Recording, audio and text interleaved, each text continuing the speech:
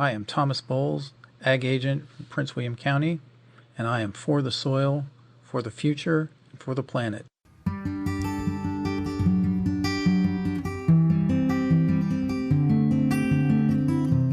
Hi, everybody, and welcome to another episode of For the Soil, a Conversation. I'm your host, Jeff Ishee.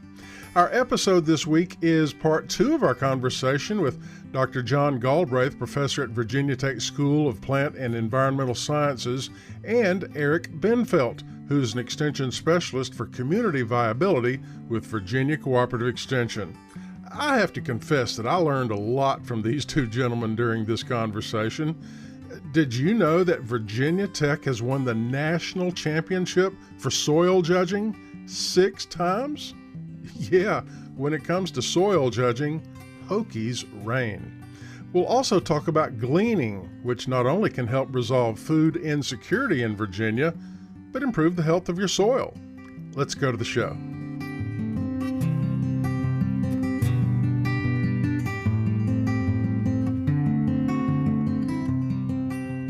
Welcome once again to For the Soil, a Conversation. I'm your host, Jeff Ishee, and we are fortunate today to be joined by 2 guests, Professor John Galbraith, professor with the School of Plant and Environmental Sciences at Virginia Tech, and also Eric Bendfeldt, a specialist for community viability with Virginia Cooperative Extension. And gentlemen, in our last conversation we had in our previous podcast, we talked a lot about the diversity of soil types here in the Commonwealth of Virginia.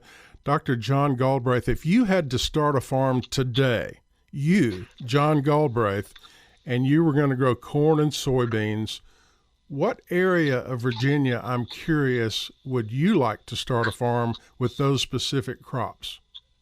Well, I think I would base my decision on the experience that our farmers have right now.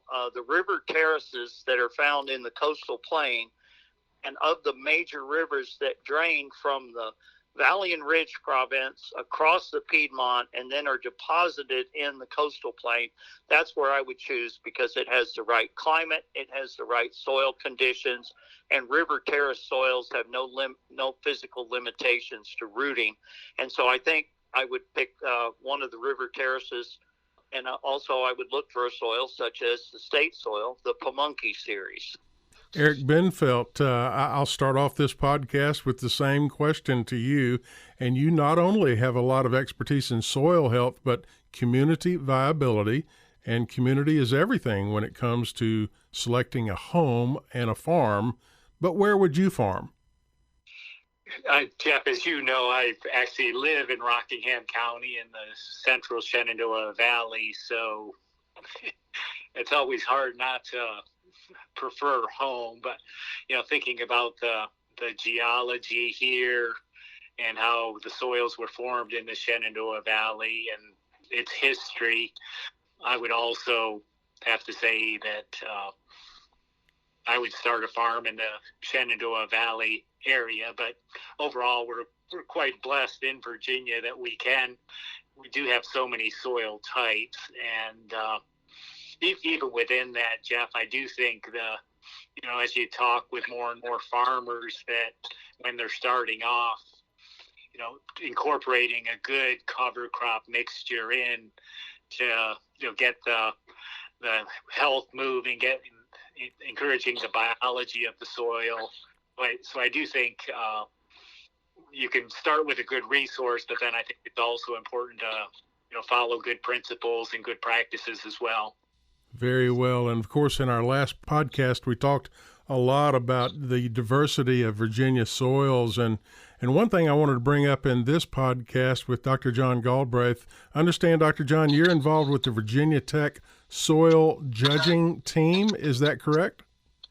That's right. I've been fortunate enough to be the coach here since I arrived in 1999. Now, I know we have a lot of Hokie fans that listen to this podcast.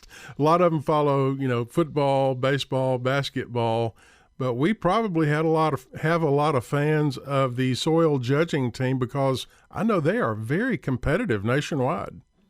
We've been fortunate. We really have wonderful, wonderful students, and and they give up their own personal time. They join the team and they come out to practice.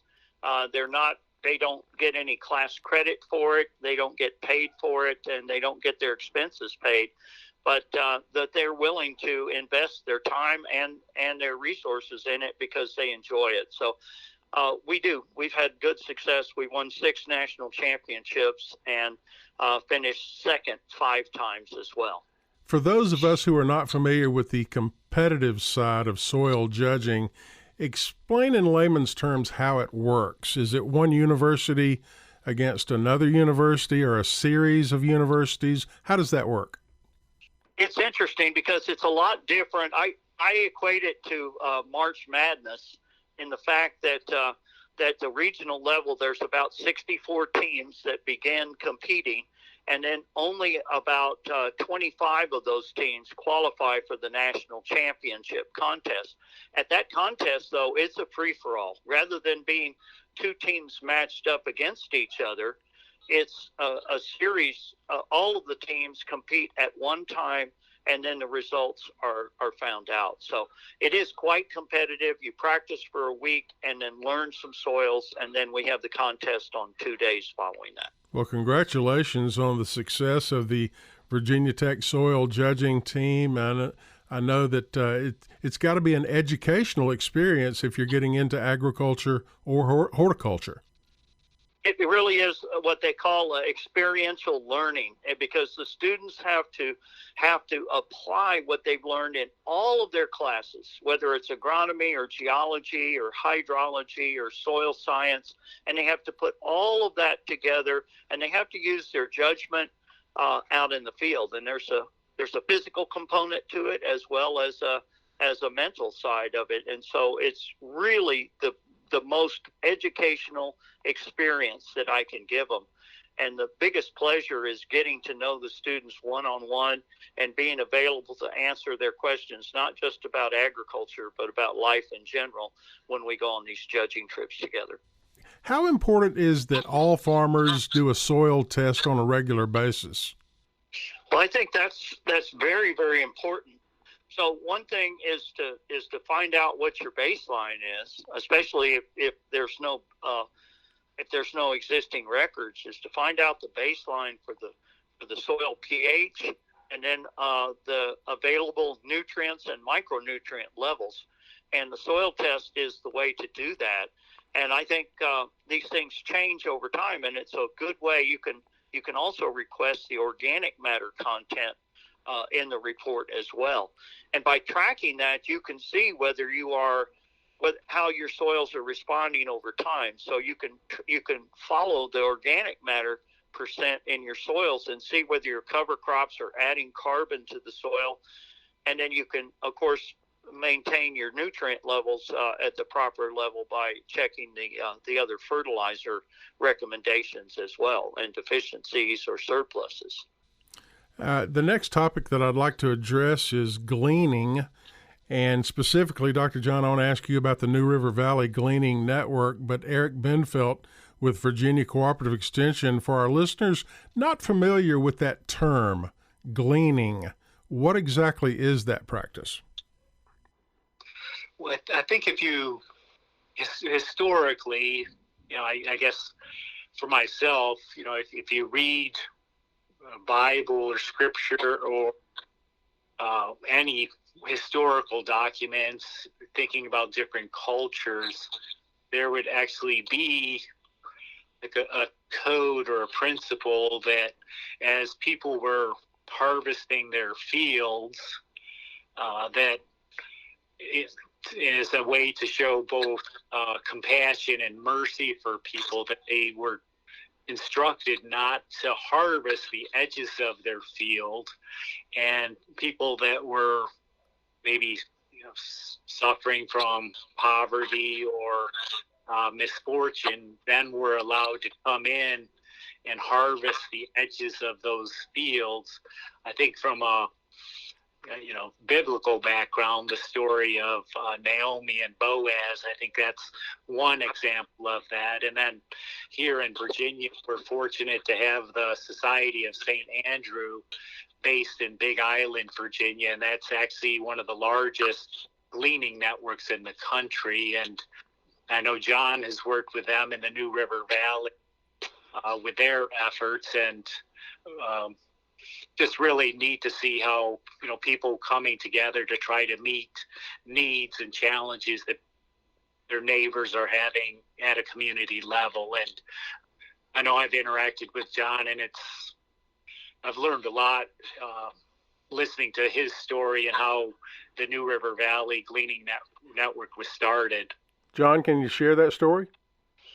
Well, simply, there was a poll taken at our church in Blacksburg here, and the number one need for outreach that the parishioners identified was food insecurity.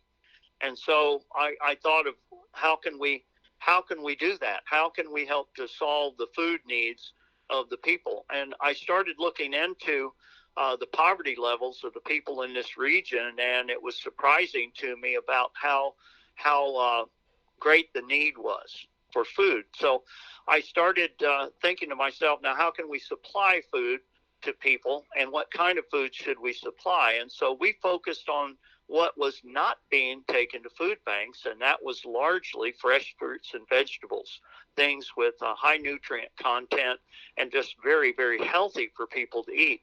And so I started looking around for farmers that had excess food left over in their field, because so much of what we produce in this country actually wastes and never reaches the households that are in need. And so that seemed like a waste to me. So I started by looking for farmers that were willing to let us come in and harvest after they had harvested. In other words, after they had gotten their crop out of the field, after they had satisfied, their own families, their neighbors, their friends, and other people, then there was still food left in the field, vegetables and fruits.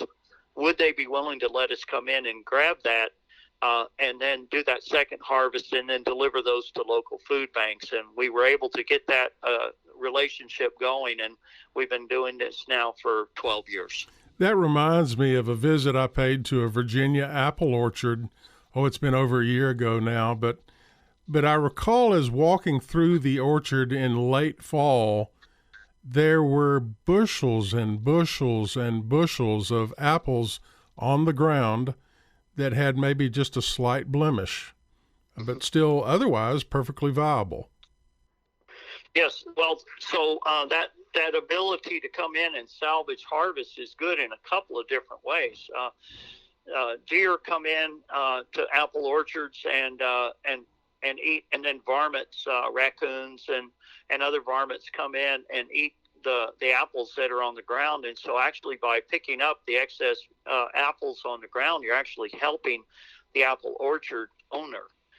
And then also sometimes with apples late in the season, they'll have an abundance of apples still on the trees. And if a hard freeze is coming, especially an early freeze, a hard frost with moisture associated with it, the apple trees can suffer a lot of damage if those apples get coated with ice and then start to break off the bud for the next growing season. So by coming out and harvesting those apples at the 13th hour, you might say, it's actually a benefit to the apple orchard owner for the next year's production. I'm sure that listeners of this podcast may like to get involved with a gleaning network such as that found in the New River Valley. You can just call your local office of Virginia Cooperative Extension and ask there, the extension agents, if there is a gleaning network in your own region, and that way you can get involved with the gleaning effort taking across the Old Dominion. Gentlemen, just a couple of minutes remaining in this podcast, and I know that we like to cover one of the 4 core principles of soil health. And Eric Bendfeldt, I'll ask you, which of the 4 principles would you like to cover today? I think right now the idea of minimizing disturbance is, continuing to be important, thinking about both chemical and physical disturbance. Yeah, I think as John mentioned, the importance of soil carbon, soil organic matter, and also keeping the soil armored against weather events, heavy rainfall, like extreme hot conditions.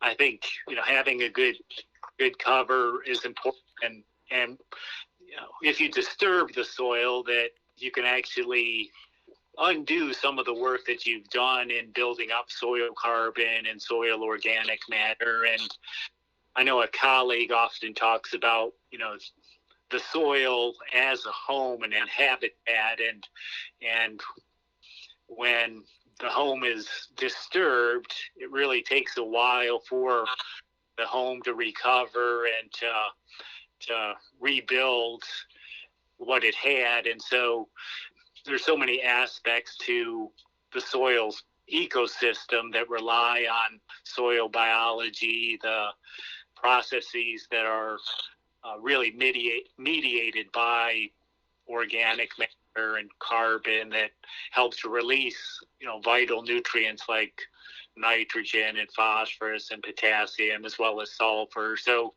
just being cognizant of ways to minimize disturbance is really important to maintain that home and make it so that recovery process isn't really severe. Professor John Galbraith, anything you'd like to add on that? And specifically, I'd like to hear your comments about the trend we are seeing statewide with no-till agriculture. I think no-till has been a really a conservation practice that has stood the test of time. The research that's been put into it, both all across the United States, has shown the numerous benefits of it. And then for some of the farmers, they actually can show an economic benefit as well. And so that's a win-win situation. But one thing that I've learned from my own gardening and experiences, we garden almost 1 acre of land, is that disturbing the soil, flipping it upside down, is really not beneficial at all, because it breaks open the aggregates, and it disturbs the microbes, it disturbs the earthworms, it disturbs so many things. So I know that it's necessary, but it may not be necessary on a frequent basis. And so minimizing the number of times that you flip that soil completely upside down, and then maximizing the times that you add carbon to the soil, has proven to be beneficial. Very interesting. And I'd like to conclude this particular podcast by asking our listeners to take a pledge. I'll challenge you right now to go to the website forthesoil.org, and that is the digit forthesoil.org, and take the pledge to improve soil health in your own backyard vegetable garden, in your own farm, wherever you are connected with the Mother Earth, as they say. I challenge you to take that pledge to improve soil health. Gentlemen, thank you both for joining us today. Thank you for having us, Jeff. We really enjoyed it, and I hope you and all the listeners have a wonderful, wonderful day. Yes, thank you, Jeff and John, for sharing and being part of the conversation. Really appreciate it.